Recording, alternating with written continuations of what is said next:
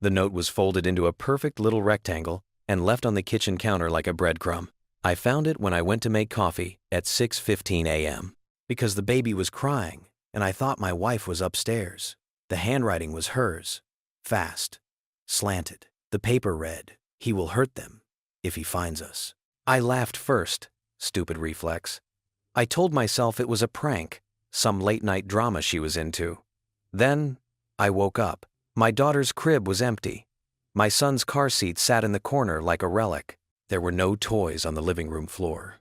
My heart stopped and stayed stopped for a long time. I called her cell and she didn't pick up. I called my mother-in-law and heard nothing but a weird quiet on the other end, like someone had swallowed her voice. I texted my wife, "Where are you? Call me." No reply. I texted again, "Are the kids okay?" No reply. The panic rose like bile. Neighbors started to appear like storm drain ants the second I wandered out the front door. Somebody said she left last night, left a bag, took the kids. Somebody else said she'd been packing for weeks. One of them, my neighbor Jen, asked me quietly if everything was okay between us. I told her yes. She nodded slowly and then walked away, like the answer was already complicated. The first crack that had been living under the surface came rushing up. My wife and I had been fighting for months. It was small things, me staying late at work, her picking up extra shifts, my impatience when the house was a mess, but the fights had teeth. I'd yelled once, months ago, over something stupid, and she locked herself in the bedroom and cried. I promised it would never happen again. I meant it. I was also exhausted, brittle, working 2 jobs because bills kept surprising us. I saw the tears and turned into work. That absence becomes a kind of violence, too. The police were the kind of helpful, that's a formality. They took my statement, said if she left voluntarily there was not much they could do, advised me to wait 24 to 48 hours. Wait. The word made my stomach drop through the floor. I kept that piece of paper in my hand like it was a seismograph for the next tremors. By noon, the rumor mill had done its work. Someone on a local mom's Facebook group posted that my wife had taken the kids and left a note accusing me of being dangerous. Screenshots of my house across the street went up. People questioned my parenting. Someone posted a throwaway comment I'd made last year about losing my temper at a broken dryer. It was turned into narrative. Within hours, HR called me into a meeting. They said they had received community concerns. I was suspended on paid leave pending an investigation. Paid leave felt like a strip of plastic between me and the public. Friends began to choose sides. My best friend, Mike, showed up at my door with a backpack and a spare phone, and the kind of look that mixes worry with a little fear. He didn't say you were right or you were wrong. He said, let's find them. He was the first friend who didn't hang up when my voice cracked. My brother-in-law, however, didn't answer at all. My wife's sister texted only once. She's gone. Don't call my mom. That message read like a judge's order. I started doing everything dumb and immediate. I called the numbers on her call log, received empty voicemails or disconnected signals. I drove to her work and was told she hadn't been in for 3 days. I called places she might have family. Her dad's cell went straight to voicemail. I drove to her parents' house and found them sitting on their porch like statues.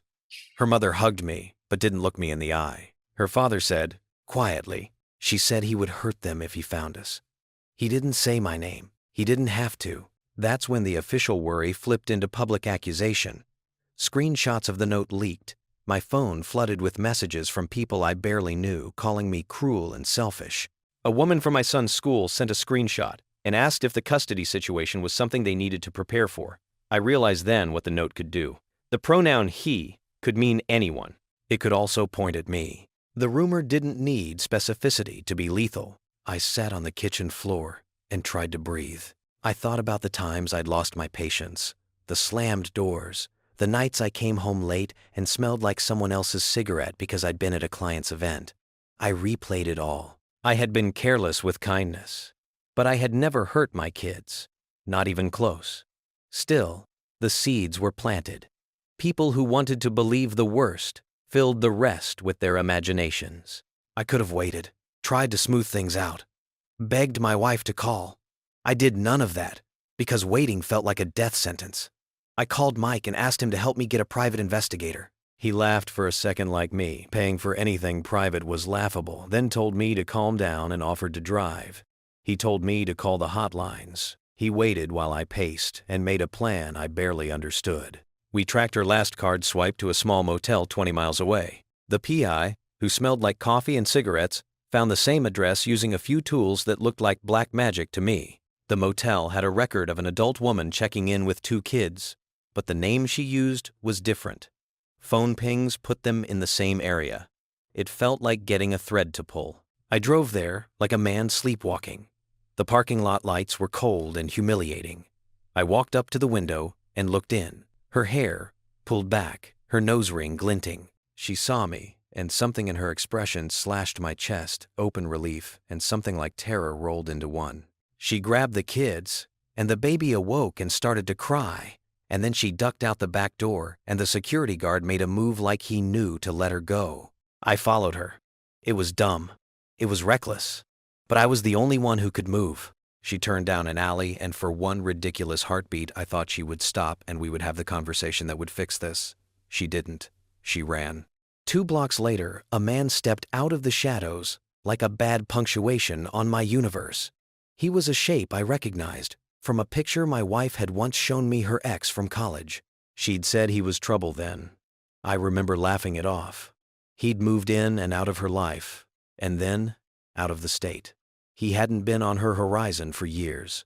But there he was, hands up, eyes wild. He called her name like a knife. I didn't think.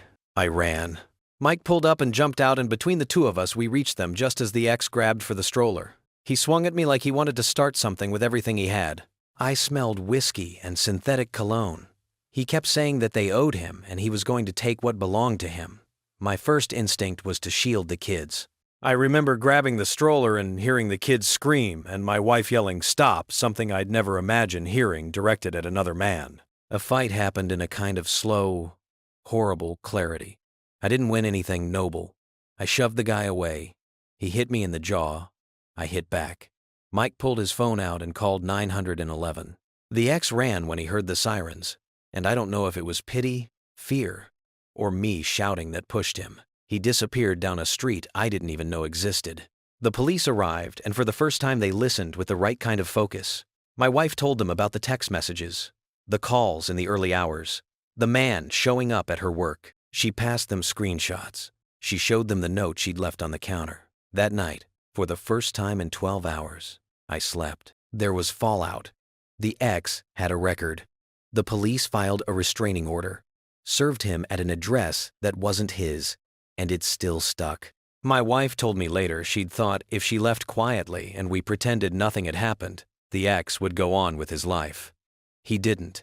He escalated. He showed up drunk and belligerent, and my wife, terrified, took the kids and left a note so I would know why. He had a history of violence. She'd seen him nearly take off with a neighbor's toddler once, when she was 19. She said she didn't trust myself to be rational if he found us, that she feared for the kids in a way she couldn't stomach while we were in the same house.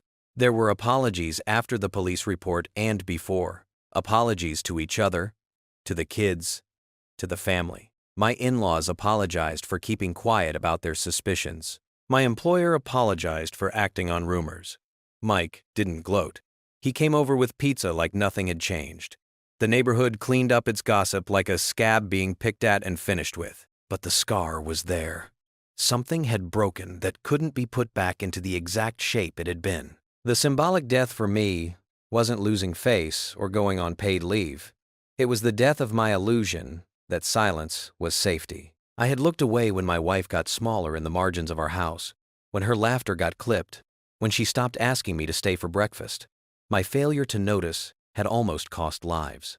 That reality shook me down to the person I thought I was. I started therapy the next week. I didn't go to explain myself away.